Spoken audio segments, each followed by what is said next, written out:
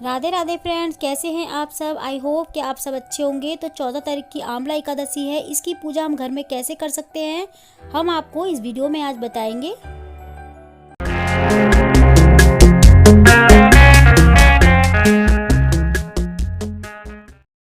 आंवला एकादशी वर्ष की सबसे बड़ी एकादशी मानी जाती है।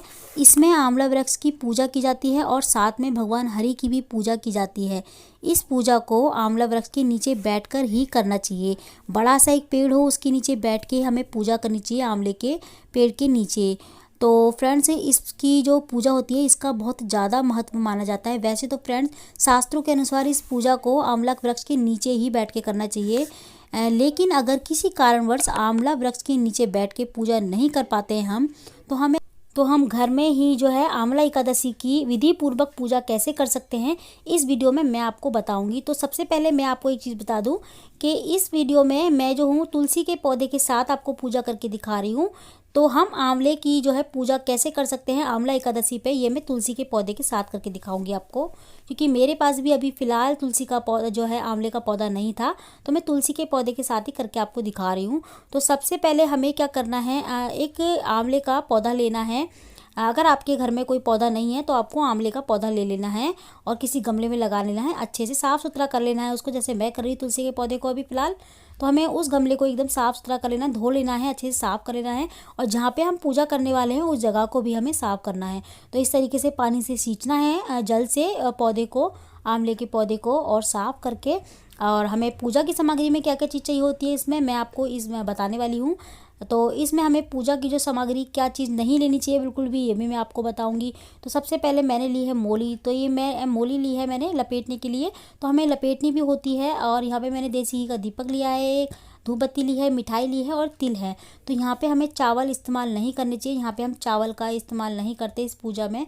तो मैं यहाँ पे तिल का इस्तेमाल कर रही हूँ, जो सफ़ेद वाले तिल होते हैं वो। रोली है, बतासे हैं, फूल है और कच्चा दूध है। इसमें कच्चे दूध से जो है पौधा को सींचना चाहिए। जब हम पूजा कर लेते हैं उसके बाद हमें कच्चा दूध से हमें पौधे में डालना चाहिए। उसके बाद हमने ले लिया जल, और मिठाई में हम कुछ भी ले सकते हैं।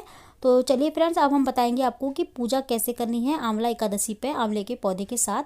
तो सबसे पहले हमें लेना है आंवले का पौधा। उसकी साफ़ सफाई करने के बाद, जैसे कि मैंने आपको बता दिया है, अब जहाँ पे हम पौधा जो है पूजा करेंगे आंवले की, उस जगह को हमें जो है एकदम साफ़ कर लेना है। वहाँ पे हमें अगर कच्चा है तो उसको चौके से लीपना है।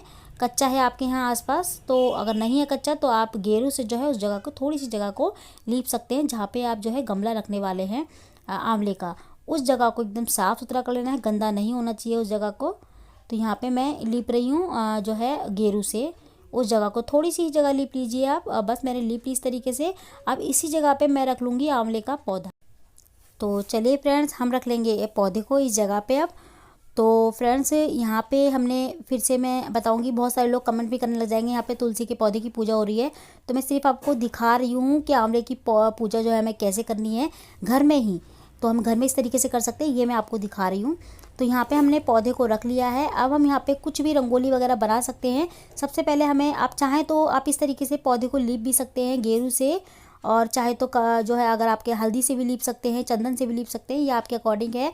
अगर आपके घर में गुलाल है, पौधे के ऊपर गुलाल भी लगा सकते हैं, क्योंकि ये रंगों का त्यौहार है और ये रंगों की आंवला एकादशी है। तो फ्रेंड, यहाँ पे मैं एक चीज़ और आपको दिखाना भूल गई पूजा की सामग्री में, कि हमें जो है यहाँ पे गुलाल भी रखना है।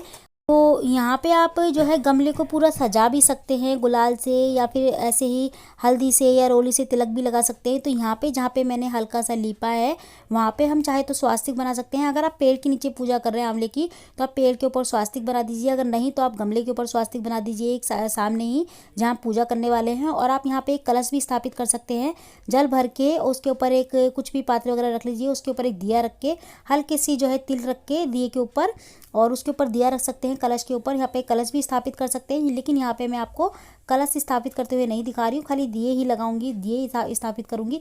तो दिए के लिए जो है मैं यहाँ पे रंगोली बना रही हूँ। आप चाहे तो यहाँ पे एक स्वास्तिक ही बना सकते हैं। खाली स्वास्तिक बनाने का मतलब होता है हमने गणपति जी को यहाँ पे स्थापित कर दिया है। तो यहाँ पे मैं रंगोली बना रही हूँ 2 दिए। तो यहाँ पे मैंने 2 दिए लगाए थे, आप एक ही दिया लगाइए। तो यहाँ पे मैं दिए लगाने के बाद दिए को जला दूंगी। दोनों को सबसे पहले मैं फूल अर्पित करूंगी आंवले के पौधे को। तो यहाँ पे हमें दिए को भी फूल अर्पित करने हैं, आंवले के पौधे को भी करने हैं। और यहाँ पे आपको एक चीज़ और रखनी है हरी की, मतलब विष्णु भगवान की आपको फ़ोटो भी रखनी है साथ में। यहीं पे गमले के बगल में विष्णु भगवान की फ़ोटो आपको ध्यान से रखनी है। और अगर विष्णु भगवान की फ़ोटो आपके घर में नहीं है तो आप लड्डू गोपाल को भी रख सकते हैं। अगर आपके घर में लड्डू गोपाल है तो आप उनको भी रखिए साथ में पूजा करते वक्त। तो आपको इस चीज़ का खास ध्यान रखना है। आपको यहाँ पे विष्णु भगवान की या फिर लड्डू गोपाल की फ़ोटो रखनी है, साथ में तस्वीर वगैरह कुछ भी हो रख सकते हैं आप इस तरीके से। और फूल अर्पित करने के बाद आपको जो है गमले को भी फूल अर्पित करने हैं। इस तरीके से तिलक लगाना है आंवले के पौधे को।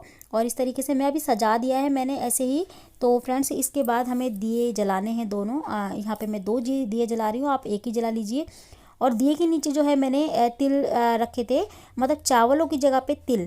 तो यहाँ पे मैंने पहले भी बताया था आपको, इस पूजा में जो है चावल नहीं इस्तेमाल किए जाते, तो यहाँ पे तिल रखे जाते हैं। तो मैंने यहाँ दिए के नीचे सबसे पहले रंगोली बनाई आटे से, उसके बाद मैंने तिल रख दिए। तो तिल के ऊपर ही मैंने दिए लगाए हैं। यहाँ पे मैं धूप बत्ती लगा दूंगी और इसके बाद मैं जो है जल अर्पित कर दूंगी पौधे में। पूजा करने के बाद सबसे पहले हमें कच्चा दूध जो है आंवले की जड़ में डालना चाहिए। उसके बाद हमको कलावा लपेटना चाहिए चारों तरफ। जब हमने धूप बत्ती वगैरह सब लगा ली, मिठाई वगैरह हम सब कुछ अर्पित कर देंगे पौधे को और विष्णु भगवान की मूर्ति को। अब मैंने यहाँ पे जल अर्पित कर दिया है और यहाँ पे मैं कच्चा दूध भी डाल दूँगी। तो फ्रेंड्स ये सब पूजा हो जाए तो इसके बाद लेनी है हमको परिक्रमा। तो ये परिक्रमा लेना भी बहुत ज़रूरी होता है। इसको आप जल के साथ सींचिए, मतलब चारों तरफ जल भी डालते जाइए और लेते जाइए। और आप चाहे तो कलावा भी लपेट सकते हैं। 108 बार लपेट लीजिए या फिर मतलब 8 बार लपेट के या फिर एक ही बार लपेट लीजिए कलावा। उसके बाद आपको 8 या 108 परिक्रमा आप ले सकते हैं चारों तरफ। जो है आंवले के गमले के पेड़ होता है तो पेड़ की भी ली जाती है। बहुत सारे लोग पेड़ की लेते हैं, लेकिन अगर पेड़ नहीं आप घर में ही पूजा कर रहे हैं तो आप गमले की ही परिक्रमा ले सकते हैं। तो ये बहुत ही, अगर आप घर में व्रत वगैरह नहीं रख पा रहे हैं आंवला एकादशी वाले दिन, अगर आप सादा सिंपल पूजा ही कर लोगे इस तरीके से, खाली आंवला एकादशी वाले दिन पूजा भी कर लोगे तो भी ये बहुत बड़ा जो है पूजा मानी जाती है। और आंवला एकादशी की पूजा करने का मतलब होता है कि 100 गौ दान के बराबर ये पूजा होती है। तो इस पूजा को हमें ज़रूर करना चाहिए आंवला एकादशी वाले दिन। तो आप खाली पूजा ही कर लीजिए अगर व्रत नहीं कर रहे हैं तो। और आंवला एकादशी वाले दिन आप दान पुण्य भी कर सकते हैं। दान पुण्य भी करना बहुत ही बड़ा दान माना जाता है। तो आप आज के दिन इस दिन दान पुण्य भी कर सकते हैं। तो फ्रेंड्स आपको हमारी ये वीडियो कैसी लगी मुझे कमेंट करके ज़रूर बताइएगा। अच्छी लगी है तो लाइक कमेंट जरूर करिएगा। मिलती हूँ अगली वीडियो में, जब तक के लिए राधे राधे।